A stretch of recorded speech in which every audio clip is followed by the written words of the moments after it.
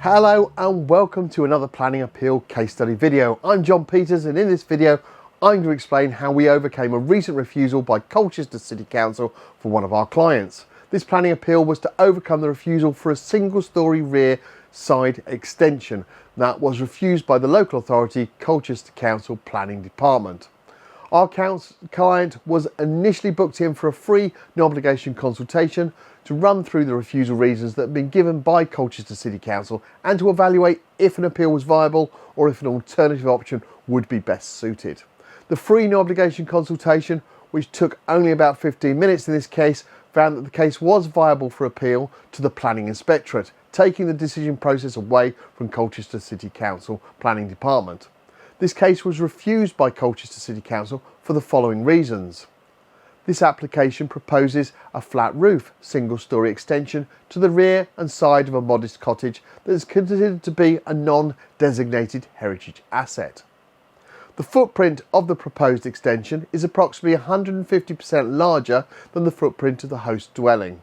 Colchester Borough Council Local Plan Section 1 Policy SB7 requires all new developments meet a high standard of urban and architectural design, respond positively to local character and context to preserve and enhance the quality of the existing places and their environs.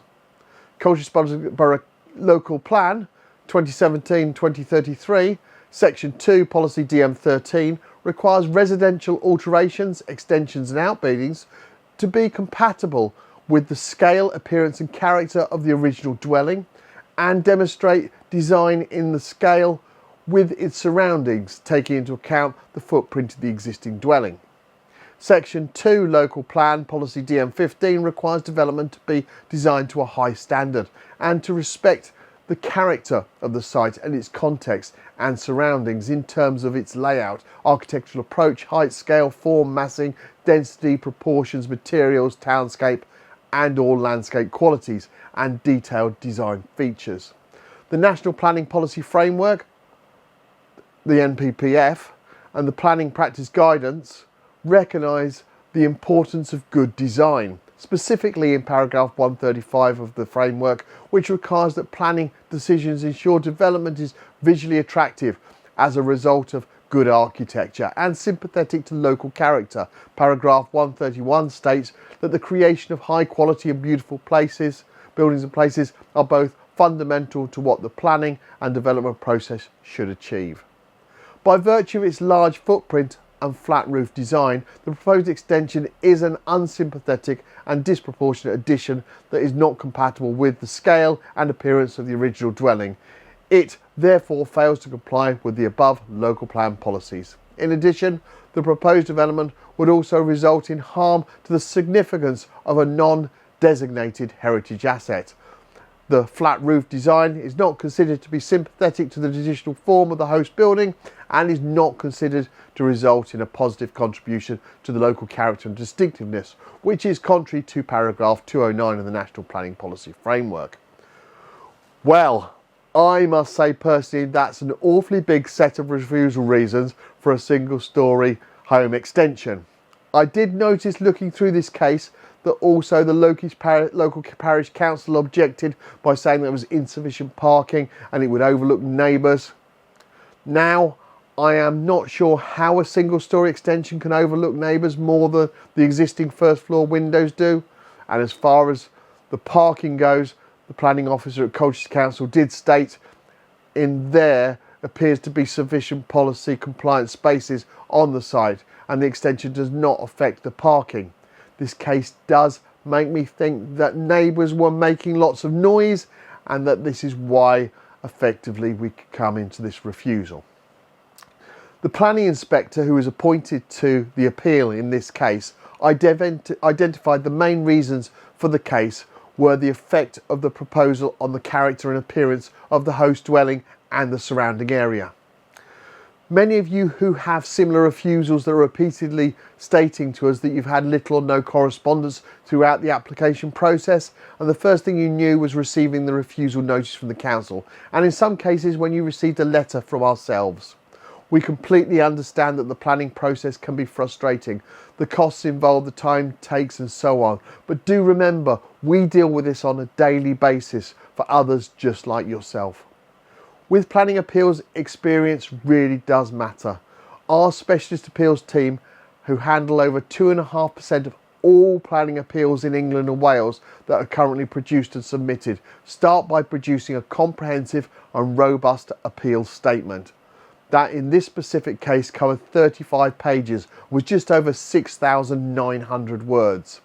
It's important to detail in the appeal statement where the local authority failed in their assessment of the case and how and where possible both local and national policy applies in favour of the appeal. Additionally, if possible, bringing in similar cases that the Planning Inspectorate found in favour of at appeal.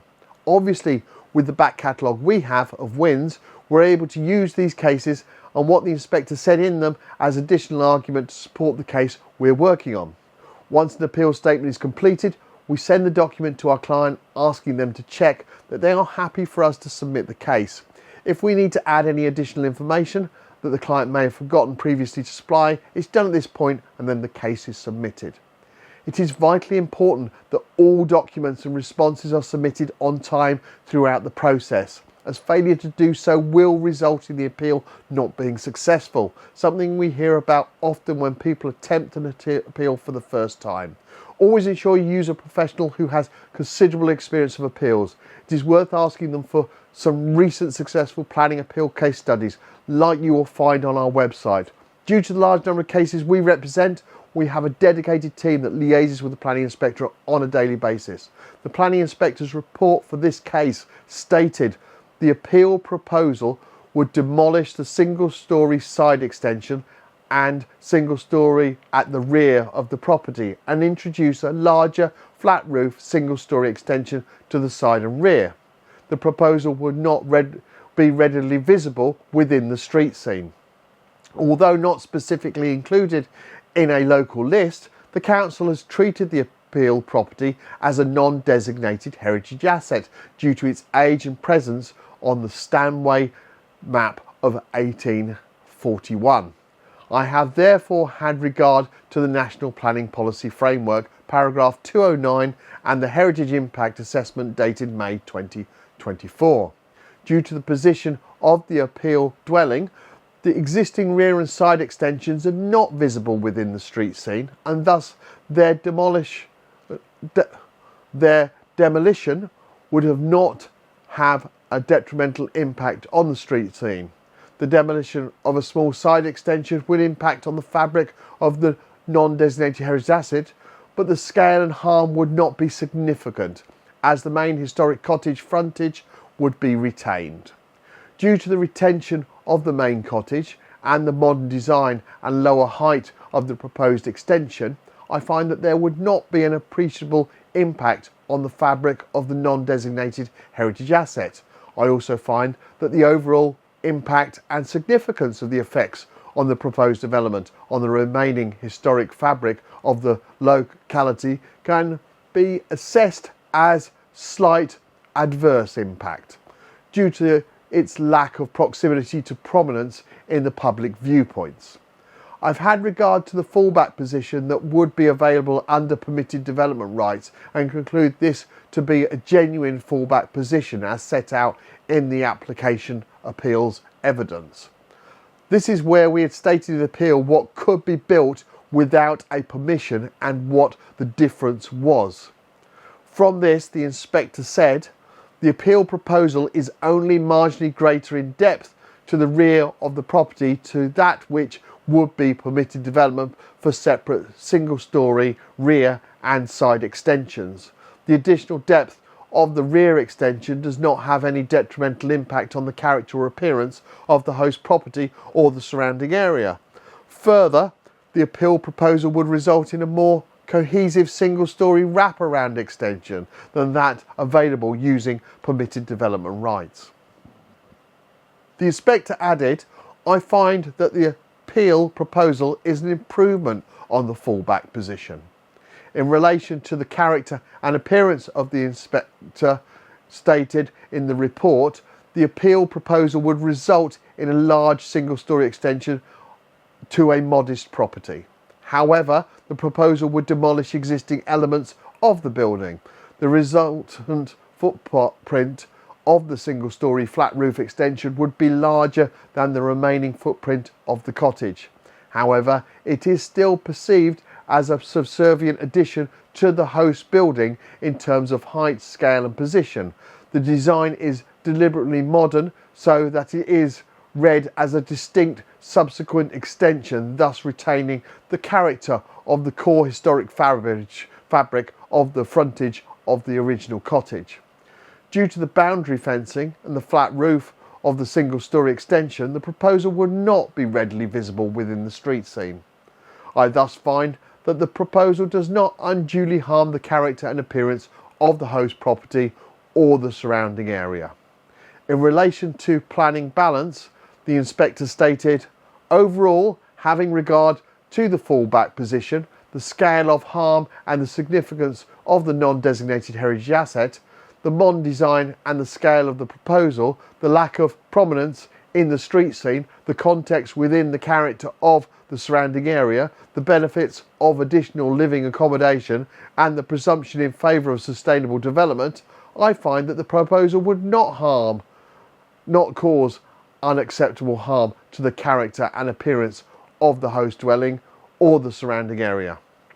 For this appeal, an independent planning inspector from the Planning Inspectorate visited the site on the 28th of October, and we're pleased to confirm that the appeal was upheld and the permission granted on the 8th of November in a 4-page appeal decision notice. If you'd like to find out if we can help you with your planning appeal, complete our online form on our website www.planningappealsuk.com, and our UK support team will arrange for a free, no obligation consultation with one of our planning appeal assessment professionals. Thank you for taking the time to watch this planning appeal case study video, and I look forward to producing another one very shortly. Thanks a lot. Bye.